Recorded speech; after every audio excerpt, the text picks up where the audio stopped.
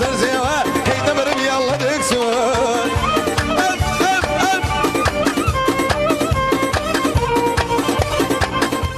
ئەمەی دەیبینن دیاردەیەکی سەرنجڕاکێش و دانسقەیە لە هەرێمی کوردستان و ناوی جەلال پەرێشانە. هەرچەندە خەڵکی نازانن بۆ پەرێشانە، بەڵام بە قسە و کردارەکانی خەڵکی پەرێشان کردووە. بە نمونە بە شێوەیەکی ناباو هەڵدەپەڕێت و دڵخۆشی خۆی دەردەبڕێت. ڕۆژێک شیکەرەوەی وەرزشیە و ڕۆژێک گۆرانی بێژە و ڕۆژێک لە مزگەوت بانگ دەدات. پەرلەمانتاری یان بێژەریاری بە دڵنیاییەوە بێژەریاری. پەرلەمانتاری ئیشی من نییە، وەزیفەی من نییە.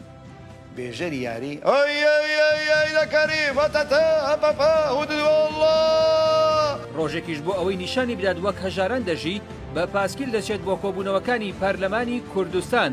لە کۆبوونەوەی ڕۆژی سێشەممەی پەرلەمانی کوردستان کاکی پەرێشان بە قسەیەک تووڕێی پەرلەمانتار و خەڵکی کوردستانی بەڕووی خۆیدا تەقاندەوە.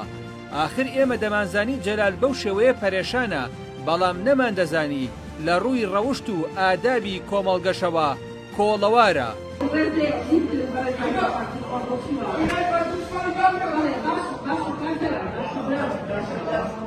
هەرچەندە پارتی دیموکراتی کوردستان جەلال پەرێشانی ناردۆتە پەرلەمان، خۆ تۆماس فرێدمانی نەناردووە، بەڵام بەو شێوەیە دەستدرێژیکردنە سەر ڕەوشتی خەڵکی و بەکارهێنانی دایک و باوک لە ململانە سیاسیەکان حاڵەتێکی نوێی کاری پەرلەمانتاریە و لەمە دووە ئەرکی دیکە لەسەر پەرلەمانی کوردستان زیاد دەکات کە وەک محەممەد ڕەوفی ڕۆژنامەنووس دەڵێت ئەرکی پەرلەمان یاسادانان و بەدواداچوونە، بەڵام لەمە دووە ئەرکێکی تریشی بۆ زیاد دەبێت و دەبێتە یاسادانان و بەدواداچوون و سواربوون.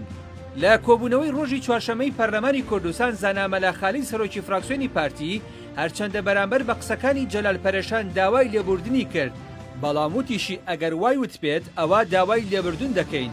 واتە پارتی ناوێت دان بەوە دابنێت پەرلەمانتارێکی پەرێشانی سەرجەم ئادابەکانی کۆمەڵگەی بەزاندووە. پەرلەمانی کوردستان خەریکە دەبێتە شوێنێک بۆ لەبیربردنەوەی کێشە سەرەکیەکانی خەڵکو و ناوەندێک بۆ دروستکردنی کێشەی لاوەکی. پەرلەمانی کوردستان ئەنجومەنی نوێنەرانی دانیشتوانی هەرێمی کوردستان و هێزی یاسادانەری حکومەتی هەرێمی کوردستانە ئەم پەرلەمانە بەڕای بەشێک لە چاودێران و هاوڵاتیانی هەرێمی کوردستان هێندەی بۆ تەبارگرانی بەسەر بودجە و قوتی هاوڵاتیان، هێندە کاری نەکردو بۆ داکۆکی لە مافی هاوڵاتیان و دەرکردنی ئەو یاسایانەی کە ڕاستەوخۆ لە بەرژەوەندی هاوڵاتیاندایە. بۆ نمونە پەرلەمانتار هەیە 7 مانگە بەشداری کۆبوونەوەکانی پەرلەمانی کوردستانی نەکردووە و مانگانەش نزیکەی 8 ملیۆن دیناری مفتی وەرگرتووە.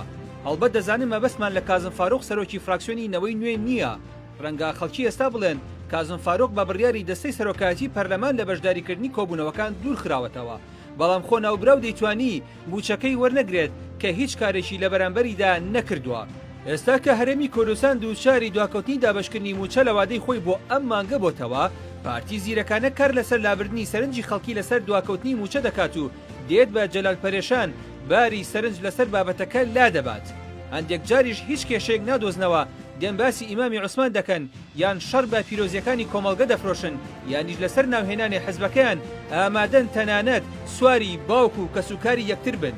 با بڕوای چاودێرانی سیاسی ئەم کارانەی لەلایەن هەندێک لە پەرلەمانتارانەوە دەکرێت تەنها ئامانجلەی دروستکردنی کێشەی لاوەکی و سەرقاڵکردنی هاوڵاتیانە بەو کێشانەوە و لە بیربردنەوەی کێشە سەرەکیەکانی هاوڵاتیانی هەرێمی کوردستانە کە لە ئێستادا کێشەی سەرەکی هاوڵاتیان موچە و دامەزراندن و نەبوونی کەمی خزمەتگوزاریەکانە، بەڵام هەندێک لە پەرلەمانتاری بەناو ئۆپۆزیسیۆن تەنها بۆ نانەوەی پشێوی بەلا ڕێدابردنی ئامانجی سەرەکی کۆبوونەوەکان دەنگەدەنگی ناپێویست و مداخلەی نایاسایی و قسەی بێسوود دەکەن و لە بەرامبەردا فراکسیۆنێکی تر بۆ ئەوەی سیناریۆکە وەک خۆی جێبەجێ بکرێت هەڵوێز وەردەگرێت یان دەست بۆ چوارجێنشینەکەی پێغەمبەری ئیسلام دەبات یانی ژامادەیە کاری ناشەرعی لەگەڵ ئەو کەسەدا بکات ئەگەر قسەکانی بە دڵی ئەو نەبێت.